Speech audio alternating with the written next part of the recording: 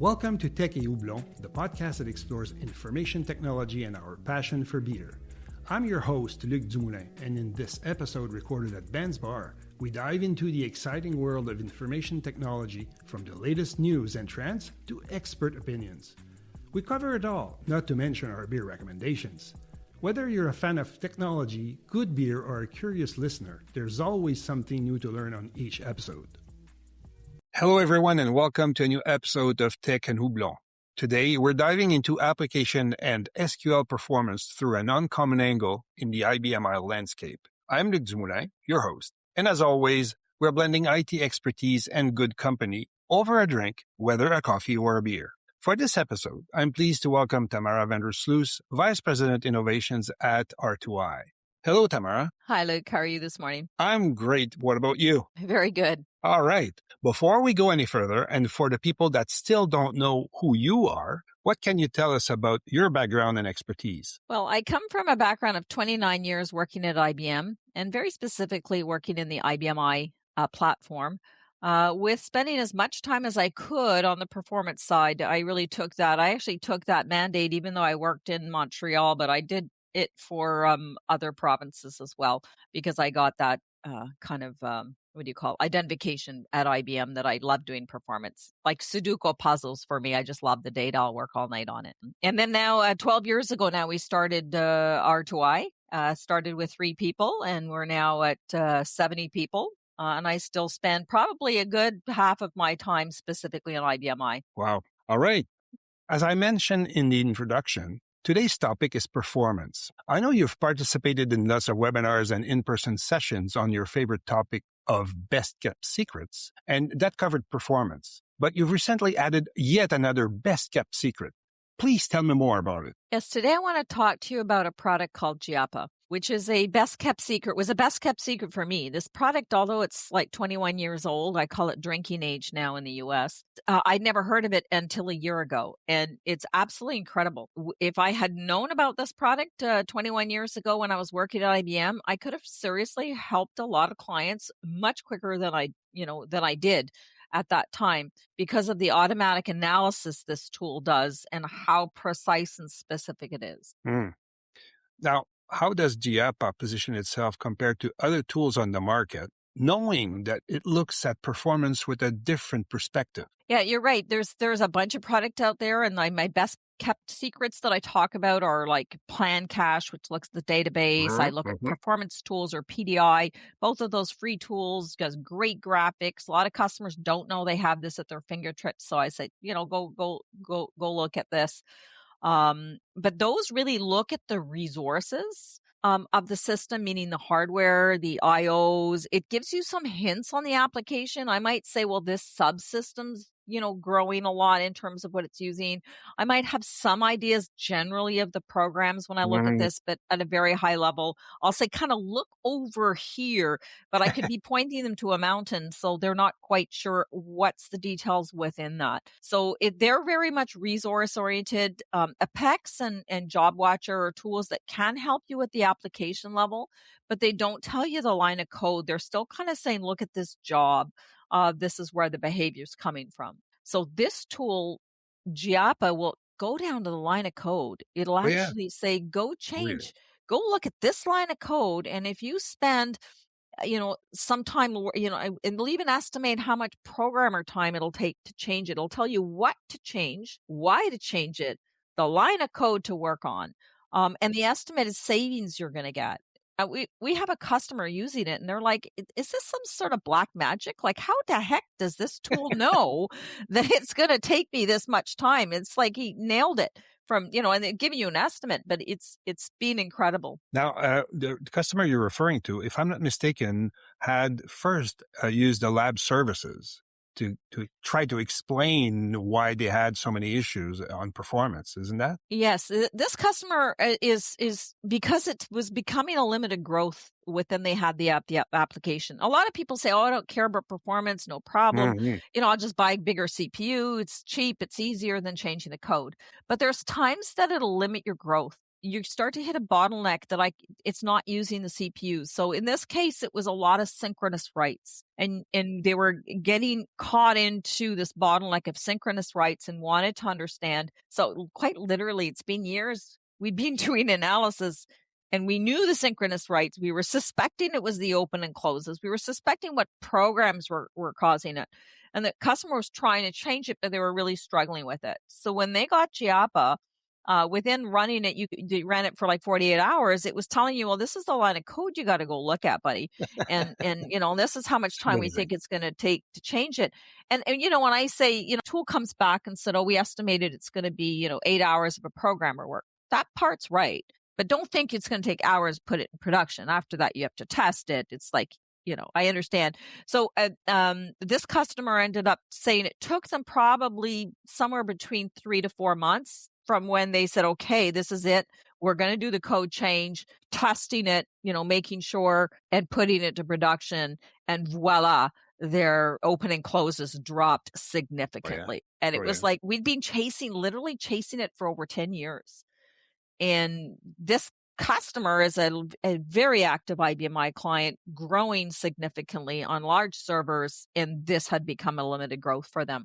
And it's this tool, so it does an automatic analysis for you. There's nothing like it on the market. I still think it's black magic. Fairly amazing. Now, do you think it only applies to big huge systems and big customers, or could it apply to smaller shops? Well, it could apply equally to smaller shops because it's so easy to use, because it does this automatic analysis. So you don't, and that was one of the differentiators from the other tools we talked about, like the PEX and the Job Watcher. You really need an expert who's kind of doing that regularly to get in there and use it and interpret it. But there's no interpretation. This guy does it automatically for you. So you run your, and by the way, this runs very similar for like performance tools. It's running 24/7 in the background, and it takes less than 0.1% of a CPU. Light. And you can go in and do the analysis for any point in time. But so if you run it for 48 hours, it'll look back on that 48 hours and say, hey, these are the top 10 things you need to change in order of importance. Change this one first. You're going to save yourself. It specifies what it's going to save you, the improvement in runtime or improvement in CPU seconds. So the customer I was talking about, they have another mandate, which was to decrease the number of cores they were running, which is what they want to do. So that's going to save them. That's how it pays the tool. If you're running one less core or need to purchase one less core with all your growth because of this tool, because it goes after, it kind of looks at it in two ways. It looks at the CPU utilization, and then it looks at the files and the IOs. And it'll give you recommendations on both of those. Say, change this on the file side or change this on the application side. It's absolutely incredible. Now, do you run that on production or on dev, test? Where do you run that? Well, you're going to run it because you want to see what's going on. You can run it across all the environments, but the value is going to be on your production box.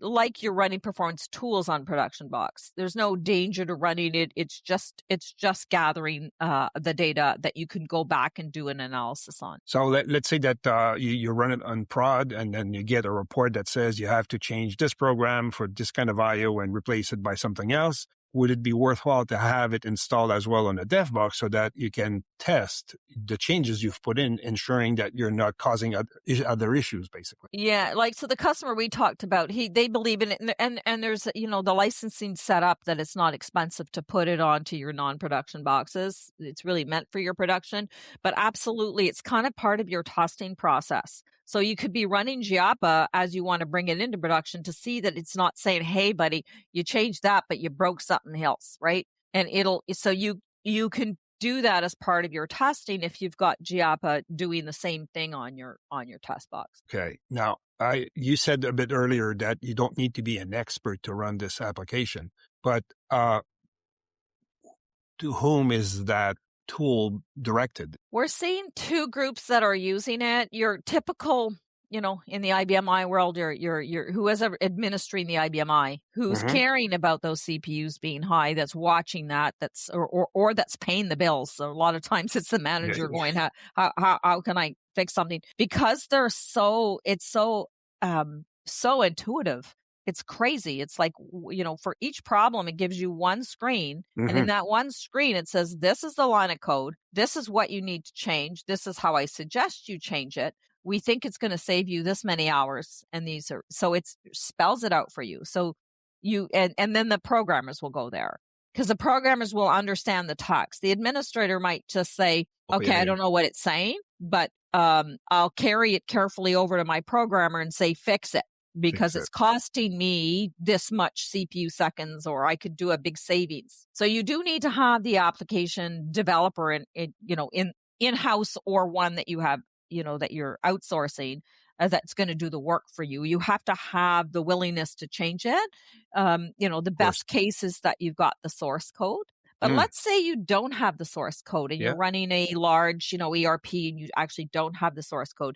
You might want to take that report and show it to your third party and say, fix it. Because you're not only going to fix it for me, you're going to fix it for all your customers, by the way, and they're going to be very excited. So you now have, in no time at all, a report that you can send to them. And it's not proprietary information in there anyways, right? It's just saying, fix this line of code, because everyone's going to. So even if you don't have the source code, I would think that it would be of value if you have the kind of relationship with your ERP vendor that they would sit up and listen. So you don't need the source code. In fact, GiAPA doesn't read the source code. It only interprets whatever is within the object that is causing the performance issue. So it's all bundled while the program is being compiled.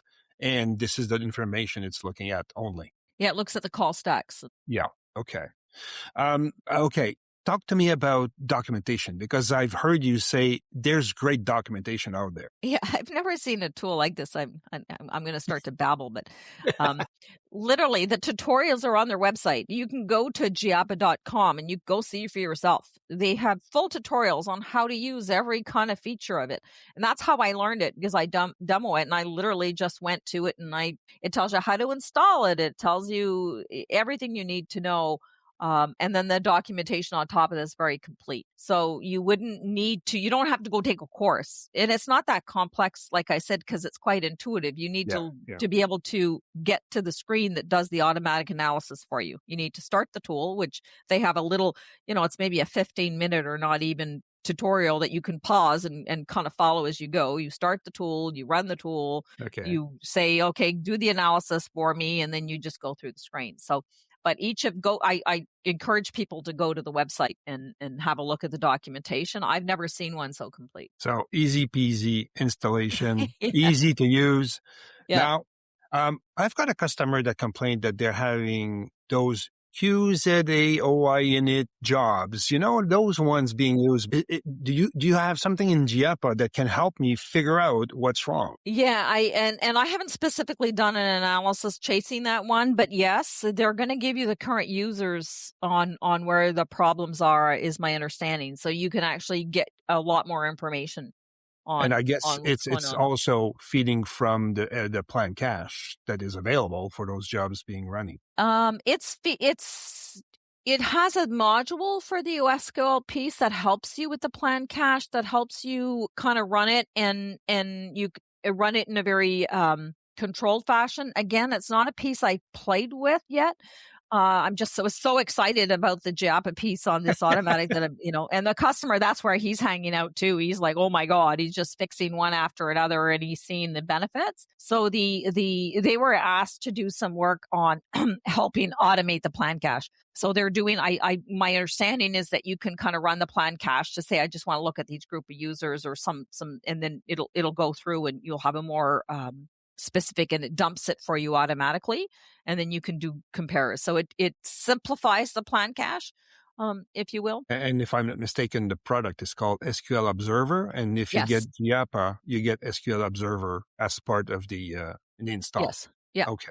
But again, they have all the documentation on how to use it. Like the site's incredible. Yes. Yeah. Okay, cool. And I'm going to interrupt because I want to tell you about where it comes from. because I don't know if that was one of the question on the history of GiAPA, but it was created by Carr Plesner.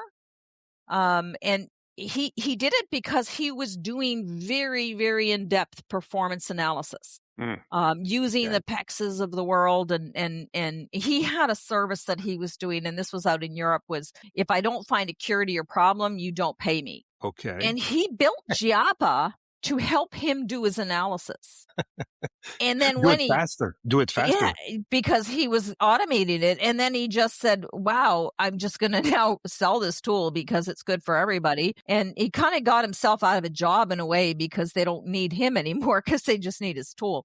But at least he gets money when he sells the tool. But it's an incredible tool that's been out there for 21 years, continues to be improved, created by somebody very, very, very, very passionate about performance, like I am.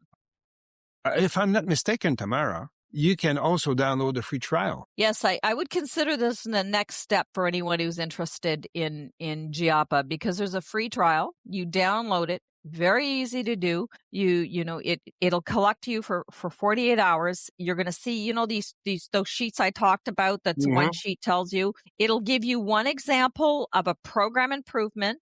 It'll give you one example of a file improvement in your environment. It'll give you the third best option. Okay. And you can go off and get those and work on those improvements. And it also gives you a summary of what it would look like overall, what it sees for the, if it did all 10 of them, let's say. It'll say you're going to get, save 427 minutes, and you're going to, just on the program side, and you'll save 68 minutes on the file side. So it'll give you that kind of information to say, gosh, you are a good candidate for this tool. And then you can go ask for the pricing. But if you just used the tool to get that, you'll be very impressed, and you'll see how simple it is to use. So in a nutshell, you download it, you have 30 days to try it, and you get the third top three. You get the third for program improvements and the third for file improvements. So you can really say this is a product, and we can demo it. Like, reach out to us. I can demo the product and step you through it to show you what it's capable.